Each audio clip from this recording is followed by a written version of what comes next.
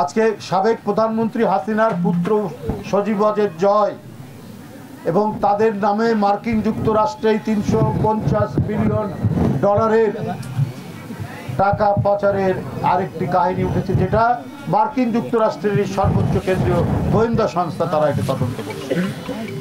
তো সুতরাং যারা জনগণের এই টাকা পাচার করেছে, এটাতে একটা ঘটনা উঠেছে, আরো কত ঘটনা আছে।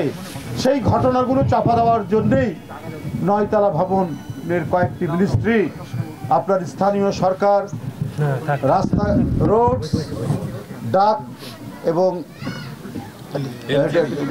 এলজিডিতে বললাম স্থানীয় সরকার এবং ডাক তার মিনিস্ট্রি, এগুলোর গুরুত্বপূর্ণ ফাইল পুড়িয়ে দেওয়া হয়েছে।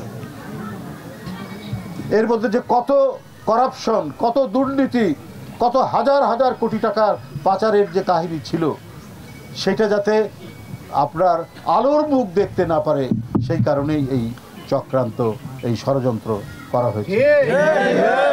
সুতরাং আমাদের সামনে অনেক কাজ বাকি আছে। আমরা যদি গণতন্ত্রকে একটি স্থায়ী রূপ দেই, আমরা যদি আমাদের স্বাধীনতা সার্বভৌমত্বকে রক্ষা করতে পারি, তাহলেই এই দেশটি টিকবে, এদেশের মানুষের নাগরিক স্বাধীনতা নিশ্চিত হবে। পার্শ্ববর্তী দেশ থেকে দেখেন, গোটা পৃথিবীর সমস্ত দেশ